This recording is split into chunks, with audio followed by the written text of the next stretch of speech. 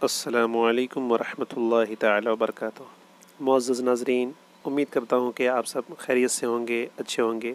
इस वक्त हम कर्नाटका के गुलबर्गा शहर में हैं और यहाँ की एक तारीख़ी मस्जिद और तारीख़ी क़िला में हैं और जिसे फ़िरोज़ शाह बहमन ने तामीर करवाया था। आज हम उसी मस्जिद में हैं और जब हम यहाँ आए हैं तो हमने ये सोचा कि इस मस्जिद का ख़ूबसूरत नज़ारा हम अपने नाज़रीन को भी दिखाएं ताकि वो कभी गुलबर्गा शहर आए तो इस मस्जिद का ज़रूर विज़िट करें। इस मस्जिद की इंतहाई ख़ूबसूरत तामीर है जो पत्थरों से इसकी तामीर की गई है और इसकी ख़ूबसूरती देखते बनती है। तो आइए हम इस मस्जिद का आपको विज़िट करवाते हैं और आपको बताते हैं कि इस मस्जिद की दिखाते हैं कि इसकी कितनी लंबाई है, चौड़ाई है। और इस मस्जिद को अगर आप कहीं से भी देखेंगे तो इसका एक सिरा से दूसरे सिरे तक आप देख सकते हैं, यानी एक कोने से दूसरे कोने तक देख सकते हैं। और इसमें आप ये भी देख सकते हैं कि कितने पिलर्स का इस्तेमाल किया गया है और कितना खूबसूरत और शानदार जो मस्जिद की खूबसूरती है वो देखते बनती है।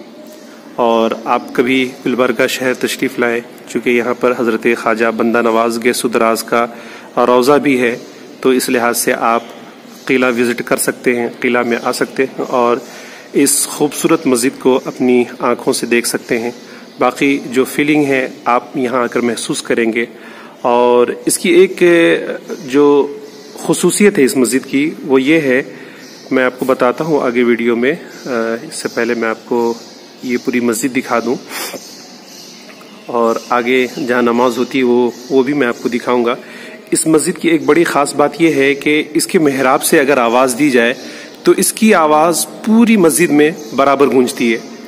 अगर इसके मिंबर से अगर आवाज़ दी जाए तो पूरी मस्जिद में आवाज़ बराबर गूंजती है। और मैं उस जानिब बढ़ रहा हूँ जहाँ पर नमाज का एहतमाम किया जाता है और जो मिंबर है, जो मेहराब है, वो सारी चीज़ें मैं आपको दिखाने की कोशिश करूँगा। तो ये देख सकते हैं मस्जिद के इस हिस्से में सिर्फ नमाज होती है और ये देख सकते हैं, मैं आपको दिखाऊं कि कितना खूबसूरत तामीर है, ये कदीम तामीरात में से है। और ये देखिए, ये ऊपर गुंबद है और ये अंदरूनी हिस्सा है गुंबद का। आप देख सकते हैं कि कितना लंबा और चौड़ा और गोल बनाया गया है इसको। और इसकी जो सबसे ख़ास बात मैंने आपको बताई कि इस मिंबर से, यहाँ से अगर इमाम साहब अपनी आवाज़ लगाते हैं तो ये आवाज़ पूरी मस्जिद में बराबर पहुँचती है, पूरी मस्जिद में आवाज़ बराबर पहुँचती है। और ये मस्जिद काफ़ी खूबसूरत है, पुराने ज़माने की एक अजीम यादगार है जिसे देखने के बाद दिल को तस्कीन और एक अलग सी कैफियत महसूस होती है यहाँ आकर। और आप इसकी बनावट देखेंगे और इसकी खूबसूरती देखेंगे तो वाकई आप दंग रह जाएंगे। तो कभी आप आएँ गुलबर्गा शहर तो ज़रूर विज़िट कीजिए क़िला और क़िले की इस जामी मस्जिद को देखिए और इसकी खूबसूरती, इसकी बनावट, इसके नक्शो निगार ज़रूर आपको अपनी जानिब खींचेंगे। और ये मैं इंशाअल्लाह अज़ीज़ आगे जो भी मनाजिर होंगे मैं आपको दिखाने की कोशिश करूँगा। बने रहिए हमारे साथ।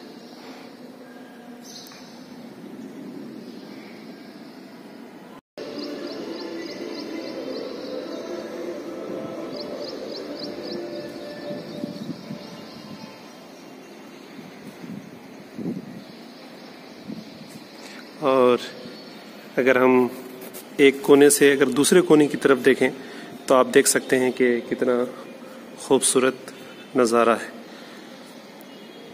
और काफ़ी अजीम मस्जिद है ये और काफ़ी लंबी चौड़ी मस्जिद है।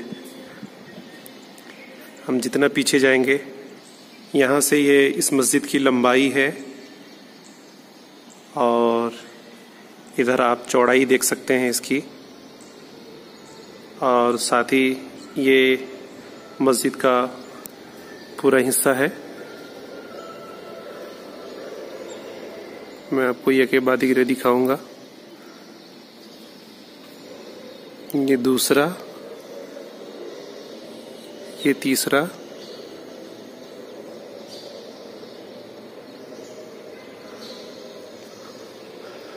और ये चौथा,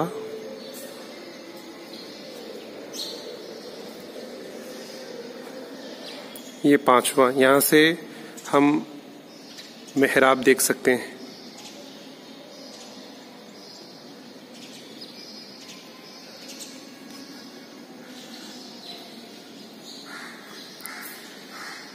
यहाँ से हम वो जगह देख सकते हैं जहाँ से इमाम साहब खुतबा देते हैं, यानी मिंबर।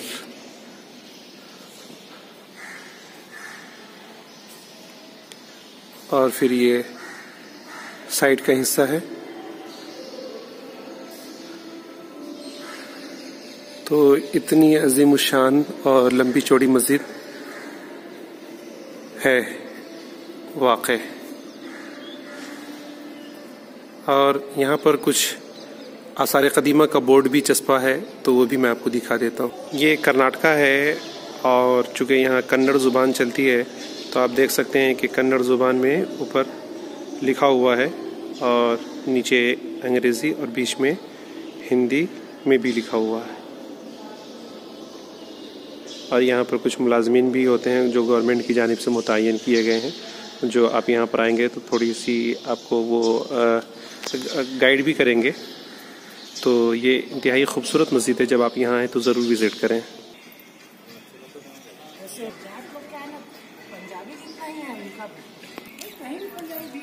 ये मस्जिद का सामने का हिस्सा है, यानी गेट है, मेन गेट। आप यहाँ से अंदर जा सकते हैं और ये कितनी ऊंचाई पर तामीर किया गया है ये भी आप देख सकते हैं। बाकी हम आगे जाके आपको पीछे का भी नज़ारा दिखाते हैं।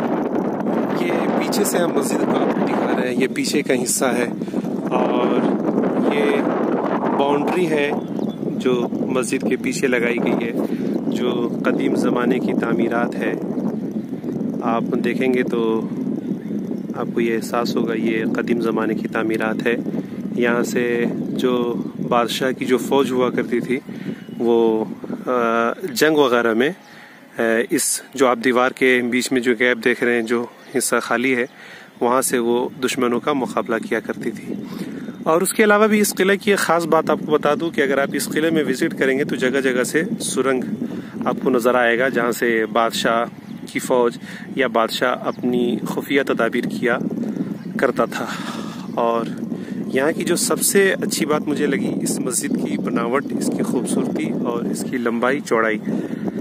तो इस लिहाज से यहाँ पर काफ़ी पुरसुकून माहौल है, आबादी भी नहीं है और काफ़ी अच्छी हवा भी चल रही है। इस वक्त मौसम भी काफ़ी खुशगवार है, तो ठंडी ठंडी हवा भी चल रही है। तो इस तरह से हम मुकम्मल तौर पर लुत्फ़अंदोज़ हो रहे हैं।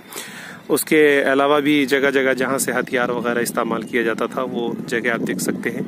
मैं यहाँ पर चलकर भी आपको ये यहाँ से हम ऊपर से मस्जिद का और पूरे किले का नज़ारा हम देख सकते हैं। उसके अलावा ये जगह मैं आपको दिखाना चाह रहा था कि कैसे जंग वगैरह के लिए इसको इस्तेमाल किया जाता था। ये देखिए, इसके अंदर एक सुराख है। फ़ौज के जवान इस सुराख को इस्तेमाल करके अपने दुश्मनों को पसपा किया करते थे। जब उधर से गोली चलती थी वो नीचे बैठ जाते थे और दुश्मनों को टारगेट करने के लिए वो इसका इस्तेमाल किया करते थे। और आगे अगर आपको दिखाऊं तो काफ़ी बड़ा खंडर है ये, और यहाँ से आप शहर का भी नज़ारा देख सकते हैं। और बाकी ये खंडर हम कह सकते हैं इसको, क्योंकि काफ़ी वक्त से आसार कदीमा ने इसके जानिब तवज्जो नहीं दिया है, तो इस वजह से ये खंडर मालूम होता है। बाकी अभी ये जगह हम आपको दिखाएंगे यहाँ पर चलकर कि इस पर क्या है और इसको किस चीज़ के लिए इस्तेमाल किया जाता था।